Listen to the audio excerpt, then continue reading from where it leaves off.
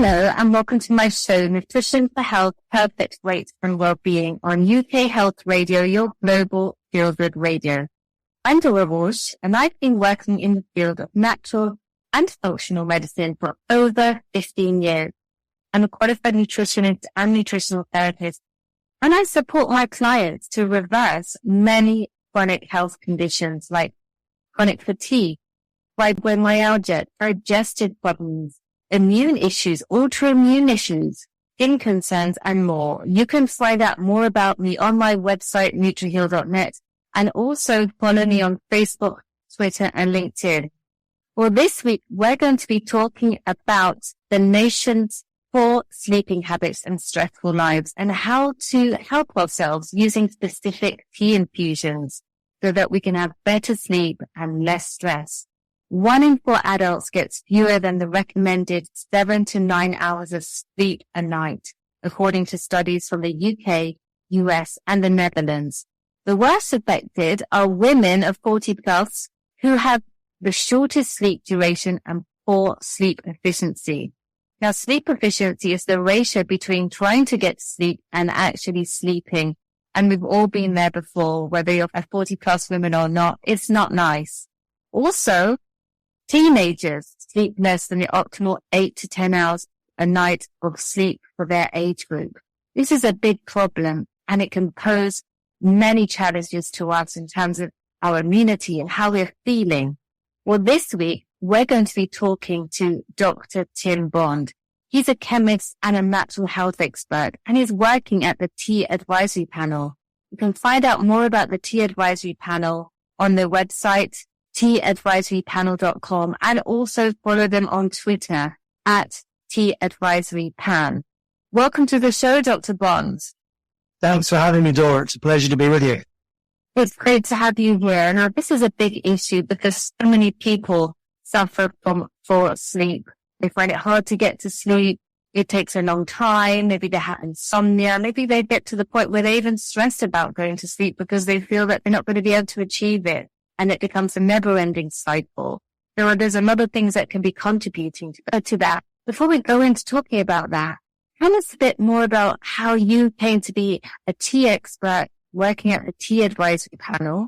And then we'll go on to talk about the findings of some studies you've done at TAP in terms of the nation's sleeping habits and how they can support themselves with the right tea infusions. That's great. Well, my experience, I did a number of things from an educational point of view in terms of degree. I did a degree in chemistry. I then did a PhD in sort of interact with humans and animals. So we're doing some work there on spider toxins and frog poisons. Strangely enough, I then went to a conference in Karachi where I met a man who worked in toad poisons, which got me to the USA where I did some work on separating naturally occurring chemicals to find out which particular one might have benefits on cancer. I did some work on isoflavonoids. So these are products actually linked with benefits for HRT. And then when I looked to get a real job, I found that all those things, natural products that interact with humans and our metabolism, separating things from polyphenols, brought me into tea. So I worked for a number of tea companies, and I had 25 years in tea, and I was one of the founding members of the Tea Advisory Panel, which we created actually to provide the media with impartial information on health and wellness benefits of tea. The panel includes nutritionists, dietitians, and doctors, and we also, what we tell is bust myths. For instance, we find there's a lot of people that think that tea is dehydrating. So we commissioned a study, and the outcome of the study showed that 6 to 8 servings of tea were equally as hydrating as 6 to 8 servings of water. So it's water plus. Amazing. Okay, so you've got a lot of experience in this area, understanding how tea can affect us, and you're the person to talk to. Now, tell us about the findings of the review study you commissioned by the Tea Advisory Panel. Well, this was a scoping review. So what we do with the review is we look through the scientific literature that's published, and we actually try and look at how tea and herbal teas are then related to, in this case, sleep anxiety and stress. And we did this because, and I think you referred to it a bit earlier, we call this the triple block. So sleep, anxiety and stress very much linked, and they interact with each other. If we're feeling anxious or stressed, obviously we can have difficulty dropping off to sleep, or we're going to basically wake up early with thoughts on our minds. So we looked at actually these three components because, as well as them actually being interrelated, if we can find something that helps one or all three of these, it's going to help all of the others naturally. So we looked at this study. We found 33 different studies that met our scientific criteria for inclusion. That included 8 what we've termed human intervention studies. So that's where you take a bunch of people and you actually give them the treatment, the tea or the herbal tea, and you check what impact that has on their sleep quality, levels of particular stress hormones, and various other things. Really, the outcome of the study is we found that sleep quality, sleep efficiency, and duration, as well as stress management, can be aided by several types of tea. Now, that includes our regular black tea, which is the most consumed type of tea in the UK, but also covers green tea, German chamomile, lavender, rose, jasmine, and passion flower teas. Oh, right. So it's not just regular black tea and green tea. It's a whole host of teas that can support us. Absolutely. And plants contain a vast array of naturally occurring compounds. And what's really interesting with plants is that in some cases, those compounds fit in with our metabolism. So they basically actually interact with our hormones, neurotransmitter systems, etc., etc. So naturally occurring plant compounds can actually impact on us with positive benefits. This is great to hear, because a lot of people, they might be reaching out for the wrong compounds. If they can't sleep, a lot of people I know, they might think, oh, having a glass of wine would help them. And we can understand that, but then ultimately it doesn't lead to better sleep ultimately. It might knock you out for a bit. So we really need to be reaching out for the right compounds. And it sounds like tea has a wide array of benefits that can bond to our metabolism, fit in with our metabolism in terms of our hormones and our neurotransmitters to support us in terms of our sleep cycle. So that's wonderful. Let's talk about the key findings also in terms of the effect of a lack of sleep, that what can happen to our health if we don't get enough sleep. Absolutely. It's a key issue, and sort of depending on, surveys show us that depending on the measure, half of people in the UK are suffering from some form of insomnia, be that trouble to drop off, or as we said, waking during the night or waking early. And actually a third of people actually have sleep issues once a week. So it is a significant issue. So in the short term, we know that poor sleep quality can affect cognition, so thinking and actually anything that we require our attention. It can actually impact our ability to perform tasks, our level of concentration. It makes us feel tired. We feel fatigued if we don't get enough sleep. And that will impact on our decision making and our general well-being. So there's an immediate impact of not having enough sleep. But long term, if we don't actually have less than sort of 7 hours sleep, less than 6 hours sleep, we found that having less than 6 hours sleep actually has been found to boost levels of what we call C-reactive protein. This is an indicator of inflammation in the body. So there are some real chemical markers which show us we have this. And actually the more long-term health implications, the risk of developing type 2 diabetes, the risk of being obese, hypertension, depression, and immune function. These are all associated with having less than 7 hours sleep routinely. This is worrying because so many people today are suffering from those health concerns, and to hear that sleep or lack of sleep, less than 6 hours of sleep a night, could be a contributor to type 2 diabetes, high blood pressure, depression, inflammation, which we know is a precursor to most health problems, most chronic health problems today. This is the big worry. Now, why are so many people struggling to get that good night's sleep, Dr. Tim? I think the answer is quite simple, and it's called life. Mm-hmm. I think life today is quite stressful. We have just come through a pandemic, which was very stressful and very unique. But even in our daily lives, we're rushing to get to work. There's pressures at work. There's pressures if you can't find work, cost of living crisis. We can name all of these as basically reasons why we're having trouble. Now, we need some stress in our lives. Stress is a positive thing. Stress is the thing that sort of gets us up in the morning, helps us hit a deadline. But our bodies are not designed to stay in a permanently stressed basis. And this is, I think, where we have the issue. So we're very familiar with the sort of fight or flight system. So when stress, particularly acute stress, hits us, that fight or flight system, and it engages our entire body if we need it to actually help us run away or fight. The opposite to this is the so-called rest and digest state. So here, basically, we don't need to run away from something. We don't need to attend a really important meeting. Here, basically, we're putting all of our efforts into actually resting and digesting, and it takes energy to digest food. So rather than put that energy actually into running around, we're actually putting that energy into sort of our health. So I think there's a whole range of reasons why we're stressed. And I think our lifestyles really don't help us. We know with going to the gym or taking exercise, we know the more we do that, the better we get at it. But we don't apply the same rules to things like sleep hygiene, getting up at the same time, going to bed at the same time, actually getting a routine in place, getting us ready for bed, switching off screens, making sure that the room is the right temperature, not too hot. So there's lots of things we can actually help. We're so busy with life, we're not focusing on some of the things that could really help us. And tea and herbal teas are a great support to sleep and reducing anxiety and stress. It's great to hear. I remember growing up, if I ever had sleep issues when I was a kid, my mum used to give me chamomile tea. And it was at the time before this was all fashionable. She just kind of seemed to know about these things. And I always found that helped a lot. And then I heard about passion flowers. So it is great to have it around sort of in your cupboard of different teas, spices, etc. things.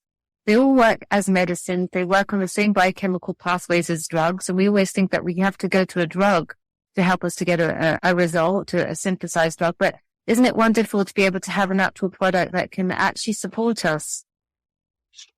Absolutely. Hearing you say that is music to our ears here, because what we do find, and I found this a lot in my career, is that the science is catching up to what we actually already know, what we traditionally are told. And chamomile tea is the really good example.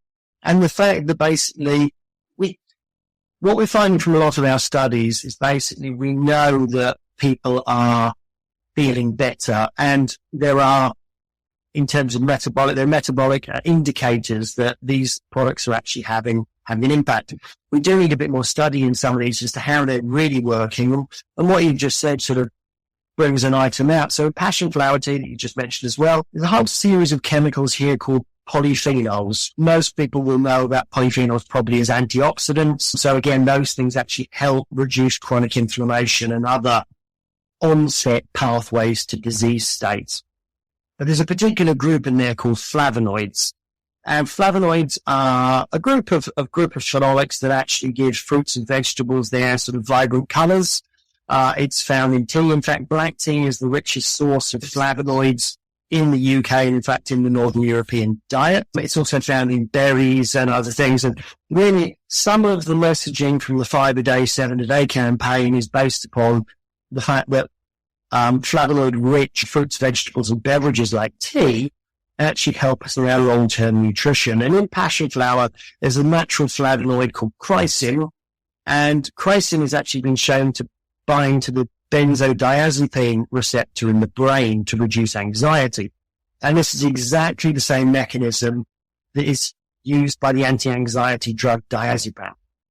Well, this is such good news. It's so good that you don't have to go down the road of taking diazepam. Now, I'm not judging anybody that does, but most people wouldn't actually want to go down that road. So to hear that a simple cup of passion flower tea can work on those same pathways is amazing, without the side effects and without any addiction. Hopefully, Tim, this sounds great.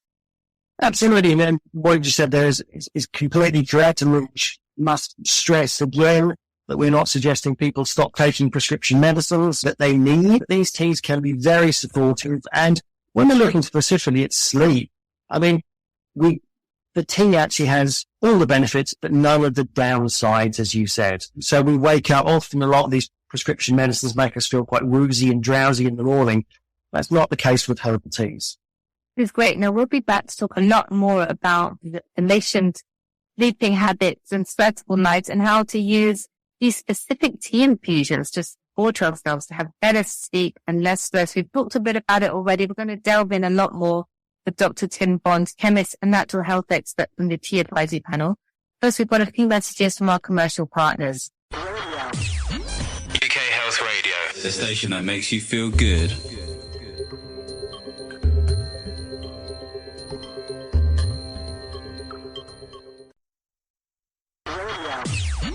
UK Health Radio, the station that makes you feel good.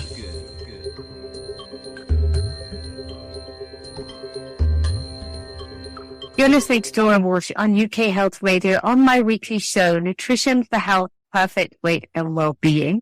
We're talking about the nation's poor sleeping habits and stress levels and how we can use specific tea infusions to support ourselves to have better sleep and less stress. We're talking to Dr. Tim Bond, chemist and natural health expert at the Tea Advisory Panel.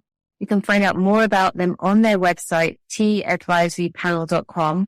And also follow them on Twitter at Tea Advisory Pan.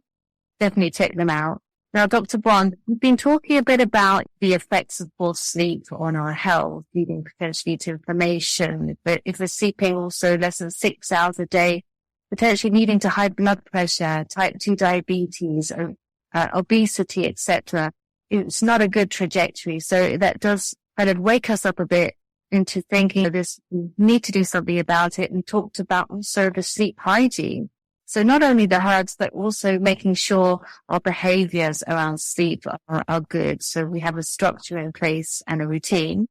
Now, I guess in your research, you've found that there are all different types of demographics that are affected by poor sleep. What do you think is the group that are most affected by poor sleep? Oh, it's interesting, Dora. You touched upon the study that was recently done in 2021 in looking at people in the UK, the Netherlands and the USA. This actually looked at the sleep characteristics of over 1 million people. So it's a big data set. And as we know with science and a lot of these studies, the more data you have, the more robust the statistics are and the more insightful sometimes the findings could be. So that group actually found that women aged 40 plus had the shortest sleep duration, and you mentioned it as well earlier, poor sleep efficiency. And that can be for a range of reasons. I mean, we need to delve into that a bit more, but again, it comes back with the L word, life sort of in our 40s. We've got career pressures, we've got family pressures, we've got pressures to sort of run behind and make sure we've got food in the fridge.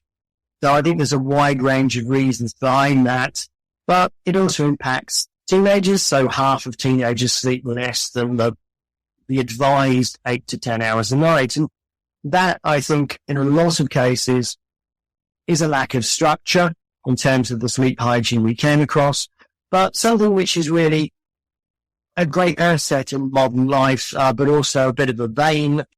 Screens, laptops, mobile phones, we're all equally guilty. We're all guilty of this. And even I find myself, I have to basically consciously make sure I'm not checking.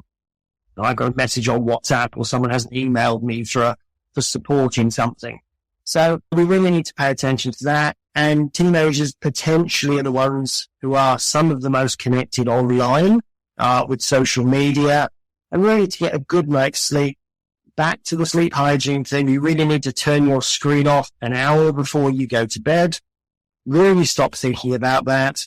If your phone is your alarm clock, then it's good to actually keep the phone away from the bed. It's also good practice to turn the sound down if you can, mute notifications on whatever social media you have, and turn it over so you can't see the screen, but keep it out of touch. So you have to get out of bed to turn it off, so you've got a much better chance of staying up. but B, you're not going to be disturbed or tempted just to check that phone. Okay, definitely. Now, it's good to have that in place. And then let's talk a bit more also about the tea. Now, we talked a bit about chamomile and passion flower, and you talked a bit about how passion flower helps us to relax, maybe working in the same way as some other mainstream drugs in the market on some of the same biochemical pathways. But other than passion flower, how does tea help you relax? Because some people might ask the question, how could black tea or green tea help you relax? Because it's full of caffeine. Isn't it going to stress you out and stop you from sleeping? It's a great question. And people do associate caffeine per se as something which is going to keep you awake and is going to help you, help your attention, help you focus on tasks. What we do find though, so if we look at a cup of regular black tea, there's about 40 to 50 milligrams of caffeine in that tea. Now, I mentioned earlier that we busted the myths about dehydration. People also think that caffeine is a diuretic. It actually encourages you to pass water. But in our study, we found that 6 to 8 servings of tea were equally as hydrating as water in the same servings. So it's not actually a diuretic. And in the same way, caffeine does actually help you focus. But the level of caffeine that there is in tea is about half there is in coffee. And tea also contains a natural amino acid. It's amino acid. We're very familiar with the essential amino acids, the building blocks of life and protein. But there's actually an amino acid called L-theanine. L-theanine is actually sort of related a bit to GABA, which we know is a neurotransmitter, which helps regulate stress and sleep. So L-theanine can actually have an impact on us. So effectively, it balances out the caffeine in the tea. And as I said, it's pretty unique to the tea is pretty unique in terms of being the delivery mechanism for L-theanine in the UK diet. So it's this balance that tea gives that other beverages don't. And how many cups of tea would you need to have in order to get enough L-theanine, which is going to be linked to that GABA, that neurotransmitter, to help our stress and our sleep? Well, it's interesting. L-theanine, when you look at it in a lab study, it promotes what we call non-drowsy relaxation. Like all natural chemicals, there's a variation in the type of tea, how it's processed, and various other things. But looking at some of the actives in there, probably sort of 3 to 4 cups of tea will deliver enough L-theanine to actually have this benefit. I think a lot of people will be happy about that because we're a massive nation of tea drinkers, aren't we? We are, actually. And it's interesting as well. So we look at L-theanine, but also if we look at, so tea is very rich. I said it's the richest source of flavonoids in the UK diet. If we think of flavonoids as a bit of a family tree, think of flavonoids as, or think of polyphenols rather as furniture. And flavonoids for example, would be tables. So they're still furniture, but they're just slightly different form. And actually within the flavonoids, the major polyphenol in green tea is a product called EGCG, epigallocatechin gallate, if you want its full name. But that is actually shown to reduce anxiety and again interact with the GABA receptor, which regulates sleep and stress. So what we find here is aggregate effort or impacts from a lot of the phytochemicals. Fantastic. Now, what time of day should they be drinking the tea? I guess it shouldn't be too late at night, should it? Well, no, we always recommend, if you want to reduce the chances of having to get up during the night to go to the toilet, you probably shouldn't drink anything for the hour before you go to bed. But actually, in all time, if we're looking specifically at sleep, obviously consuming the beverage in the evening is probably going to have the most benefit. Now, what we mentioned here is the unique balance of L-theanine and caffeine in tea. It sort of explains why sort of tea can pick you up, but also why tea doesn't stop you going to sleep. So tea consumption during the day actually is something which is beneficial, and actually we find anything where we're sort of reducing anxiety and stress, those can also be consumed during the day. So really I suppose it depends on what you're after. But we've also got to remember these products aid hydration. And if we're looking at especially the older populations, we often find their major source of hydration is tea. And it's something that we need to stay optimally hydrated. And you're going to drop in about 2% of our hydration status can impact our cognitive functions. So as well as talking about all these other elements, we also know that tea is hydrating. Tea contains fluoride, which obviously helps us with bone and tooth health as well. Green tea can be a breath freshener. So there's lots of additional benefits that are coming along with tea. I love what you're saying, because I think I love the younger generation. They kind of tell off their parents or their grandparents for only drinking tea to hydrate themselves, drinking tea all day, thinking that we really have to drink water all day. But from what you're saying, it hydrates us in the same way. It works really well. And also it has all of these other benefits as well.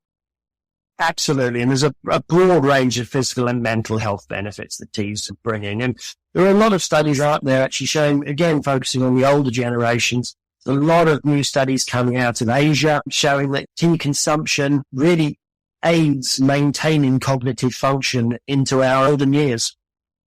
It's a good sign, because obviously with the rising cases of Alzheimer's, we need to do everything we can to help ourselves. Now, we've talked a lot about black tea and a little bit about green tea and a tiny bit about passion flower tea, but I know there are many teas, and I've looked at your website for the tea advisory panel. I know you mentioned all different types of teas. Are these teas that you've mentioned the only teas that can support our sleep, or are there other teas that we could use to address our problems with sleep and our anxiety? There are, absolutely. I mean, one of the reasons why we speak a lot about tea now, just I suppose I should have looked at this parlance at the beginning. So when we're referring to tea, we're referring to a product specifically comes from the tea bush. The tea bush is Camellia sinensis, related to the garden camellias that we have with the nice flowers. But basically anything that, depending on the way you process that tea, the least processed form of tea is white. Then if we treat it gently to sort of inactivate the enzyme, we can get green tea. If we basically activate some enzymes and let it sort of color up, much like an apple goes brown if you leave it on your counter during the day, that accelerates some aeration reactions. If you aerate it partially, you get oolong tea. If you aerate it fully, you get black tea. So teas all come from Camellia sinensis plant, and there's been a lot of science for many decades on that. What we're finding with the herbal teas is that there is such a strong evidence, especially in Europe. I mean, Germany especially, but Germany and France have got a long history of traditional use. And this is where the ideas of chamomile helping us sleep comes from. Because there was such a strong body of basically family knowledge. You mentioned your grandmother saying chamomile tea. There's tended to be less sort of hard science. But as we said, the science is catching up. So absolutely the green tea will work. Chamomile, we know. So studies show that 1 cup of chamomile for 2 weeks. Obviously longer term consumption is there. The chamomile will help us from day one. The study was looking to be robust, 1 cup for 2 weeks, which reduced sleep disruption. So that's waking up during the time. Lavender tea has been shown to basically help both the elderly. So 2 cups of lavender tea a day lowered anxiety and depression in older people. There's an interesting study taken on postpartum women, so women who have just given birth, and actually 2 cups of lavender tea a day there reduced their self-report to feelings of depression and fatigue. Passion flower we mentioned. So there are a range of these teas and herbals that actually will help us. And in fact, rose tea has also been shown to help us relax. Fantastic. Now, how would the lavender and the rose work? Because I remember growing up, people would have these lavender sprays that spray on their cushion or a lavender bag, and you sniff it, and people would say, oh, the smell is very relaxing. I didn't know enough about it, but I used to sniff these things and enjoy the smell and feel relaxed. But how does it actually work in our body to help us to feel more relaxed? So lavender, and the studies here really show that there was a definite element of inhaling the aroma. So lavender has been known has got a very long history for soothing and mood stabilizing. So studies have shown that drinking and inhaling lavender does have a direct effect on the nervous system and brain. So again, we're back into the area of neurotransmitters. So we're actually finding that basically these aromas are deeply, ultimately we're evolved beings, but a lot of the core biochemistry behind it goes way back and to sort of other species as well. So these products actually really start interacting with the nervous system and brain. So again, we're switching on and off neurotransmitter pathways. I've got you. And how long should you be brewing your cup of tea? And is there a different brew time for each type of tea? This sort of is, broadly with the polyphenols, the flavonoids in tea. A lot of people in this country, we like our black tea. We love our black tea. But many people think green tea is a little bit too pungent or a little bit too bitter for them. And we find that these catechins, these subsets of flavonoids, if you look at them just by themselves, we get descriptors like bitter and astringent. Black tea softens as you go through it. So if you're going to overbrew some of these green teas, people would say that it becomes a bit too bitter, a bit too pungent for them. So we always say for a cup of green tea, 2 or 3 minutes in water. It's probably just basically take your kettle. When the steam is going straight up, it's boiling. But when you can see the steam, it's not quite in a column. The water tends to be at about 80 degrees centigrade. So wait for it to basically get to that and you can brew your tea. The other way of doing it is boil the kettle and then wait a couple of minutes. So in sort of non-boiling green, you're going to get a nice flavored, healthful beverage if you brew it for about 3 to 4 minutes. Black tea needs boiling water, as does oolong, and we brew that for about 5 to 6 minutes. I was brewing mine for 5 minutes with a timer, and you get optimal taste as well as optimal nutrition and health benefits. The herbals, like rooibos, for instance, rooibos contains a couple of naturally occurring sort of sweet-tasting polyphenols. One of them is nosophagin, as you want. Florals, lavenders, they don't actually have these pungent bitter principles. So in some cases you can brew them longer, or in other cases you can basically just keep the tea bag in and keep sipping. Right, so you could keep that in and you get a stronger taste the longer you keep it in, but you don't have to have it in a long time if you don't want to for those ones. Very much brew to taste. I mean, we would say with all of these, the longer you brew them, the more chance there is for these health promoting actives to get into the brew and then to get into you.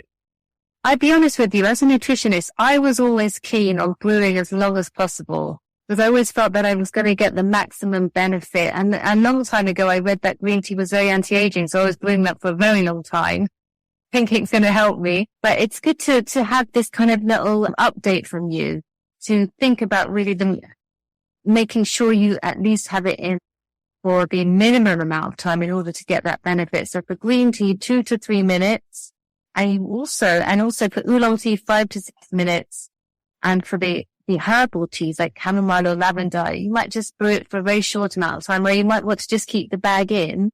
And also making sure, I mean, I'd never heard about this, making sure the water, when it's boiling, having the steam coming out, but not in a column. And then that means it's 80 degrees Celsius. And that's a good temperature for brewing your tea. That's something I didn't know about at all.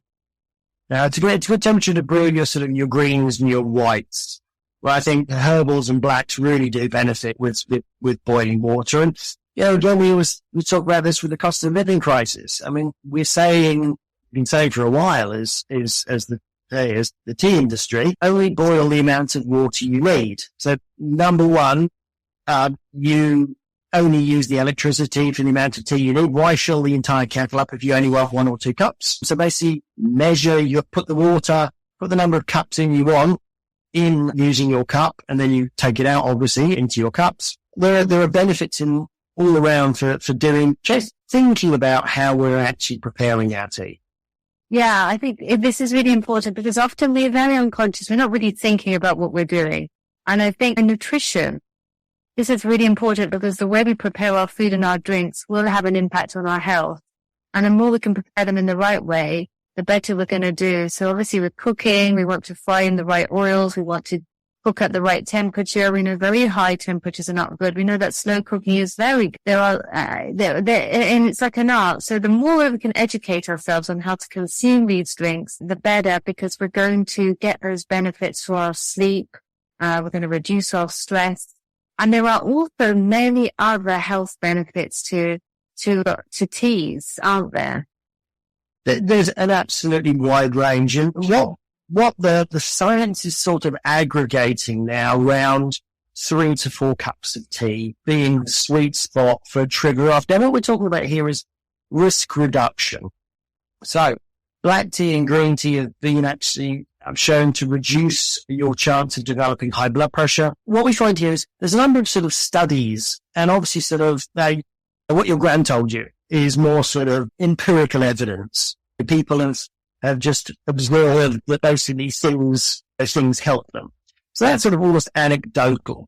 We then sort of go up the scale. There's a so-called observational study where you will take a group of people through the ages, and you'll ask them some questionnaires about their lifestyle, what they eat and what they do.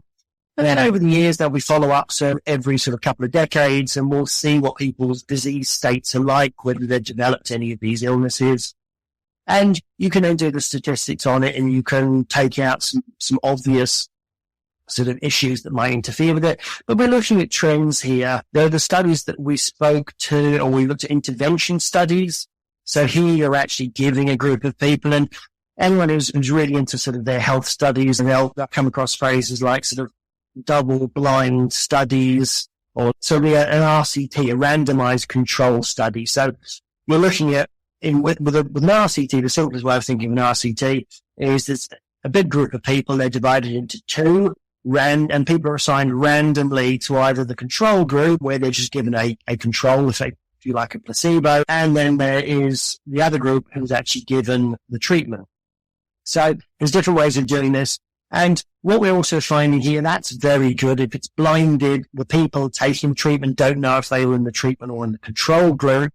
If it's double-blinded, it means the researchers undertaking the work don't know. So this is all about creating robust studies. And the top level one of these studies is what we call a meta-analysis. So a meta-analysis is effectively, think about that as a study of studies, where effectively all of the data are pulled together and looked at statistically. So there's a lot of good evidence now for black and green tea, showing that it can actually reduce your risk, as we said, of developing high blood pressure. It can actually reduce your chance of developing cardiovascular disease by 20%. Can actually reduce your risk of developing type 2 diabetes by about 30%. And we know that there's lots of different impacts on blood lipids, reducing your HDL. So we've got some really good ideas here. And I think on the herbals, we're getting more and more evidence here. There's some really good evidence for hibiscus tea and reductions in blood pressure. So there's lots of ways in which tea and herbals can find, and the science is catching up. And I thought there's a lot more emerging science. We'd always like more studies to show us and really sort of harden down on the exact mechanism as to how they work. But we need to have these human studies, then we need some lab studies to look at the real mechanism. But the science, there's a lot of good science out there. I see much more to come. This is great. Now we're going to be back with Dr. Tim Bond in a moment after a few messages from our commercial partners. UK Health Radio, the station that makes you feel good.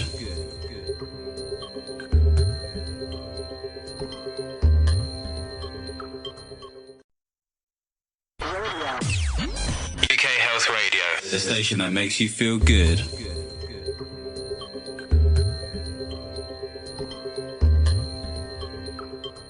You're listening to Dora Walsh on UK Health Radio. On my weekly show, Nutrition for Health, Perfect Weight and Wellbeing, I'm talking with Dr. Tim Bond. He's a chemist and natural health expert at the Tea Advisory Panel. You can find out more about them on their website, teaadvisorypanel.com, and also follow them on Twitter at Tea Advisory Pan. Today, we're talking about the nation's poor sleeping habits and stressful lives, and how to use specific tea infusions to support ourselves to have better sleep and less stress. We've had a real whistle-stop tour of the amazing teas and how to use them, how long to brew them, what they can do for us, how they can change our physiology and get a result, and all of the studies that have been done as well that can support this, and also the emerging information that's coming out where we need more studies. But it's been wonderful to talk to you. Now, Tim, you're working at the Tea Advisory Panel. Can you tell us a bit more about your work there and what it's all about? So we found that there was a lot of sort of misinformation out there. So we've touched on the hydrating. There have been studies out there to show that incorrect studies say that the fluoride in tea is a bad thing. We showed that wasn't the case. There's lots of misconceptions people have out there, but there's a lot of emerging science as well. So at the Tea Advisory Panel, I'm a natural product chemist, but we have nutritionists, dietitians, periodontists, and actually MDs, so medical doctors. So basically, our role really is we try and take all the information that's out there and then provide the media with impartial information, hopefully well explained, and we take a lot of the jargon out of it and just tell people straight what the science is telling us. Wonderful. So do you publish your studies on your page, the advisory panel? We have the studies on there. Anyone in the audience who's familiar with, or is an academic or familiar with academia, lots of these studies sit behind paywalls. So you've actually got to pay money to access the full study. What we do is we do publish. We take a very strong view on this, that we've got to be science driven. So the studies we publish in the academic literature. We have a number of criteria. So we need it to be robust science. So there's actually there's an Oxford University scale called the JDAD, J-O-D-A-D, the JDAD score, which shows whether the study is robust. And so we actually only really look at studies with a 3+ rating. We make sure that the study actually tells us what type of tea they use, not just some studies can just say tea. We don't know if it's chamomile, black tea, or whatever. We don't look at supplements. We only look at the tea as brewed, just because that's the way most people have their tea. So we've got these criteria, and we only include studies that pass those criteria. We then publish in the academic literature, open source, so it doesn't sit behind a paywall. And what happens when you submit a publication for when you submit a publication or an article to be published, what happens is that article is then sent to a reviewer who is selected by the editor of the journal, someone who is well versed in that field. So we make sure that goes through a robust process, and the reviewer can accept it. They can accept that, say, some changes need to be made, or they can reject it if they don't think the science is strong enough. So we make sure that all of our studies are published, and there are links to them all at theteaadvisorypanel.com. That sounds great. So you're really backing everything up and being very rigorous in your processes. Now, do you have any information on there on the different types of teas and their health benefits for our listeners today, in case they wanted to go on your website, teaadvisorypanel.com? We do, and we have the statements. So you want to know about tea and hydration, or tea and fluoride, chamomile. So we've got sections there on tea, community sinensis based, and the range of the most popular herbal infusions. So that's basically the barks, leaves, and flowers that we consume. So chamomile typically is a flower. Obviously, cinnamon is a bark. Lavender obviously is a flower. Rose hips. So we've got sections on there on the types of teas and infusions, what they are, as well as the health benefits. This is fantastic. So for anyone listening today that wants more information on tea and what it can do for you, we've talked about it a lot, but if you want more, please definitely go to teaadvisorypanel.com. Also follow them on Twitter at teaadvisorypan. And listeners, today, I really do hope you've enjoyed listening to the show as much as I've enjoyed presenting the show. Thank you so much, Dr. Tim Bond. I really appreciate you coming on the show, and hopefully you'll come back again and talk to me about the other health benefits of different types of tea. Fantastic. Thanks for having me. It's my pleasure. And I very much look forward to coming back. Thank you so much.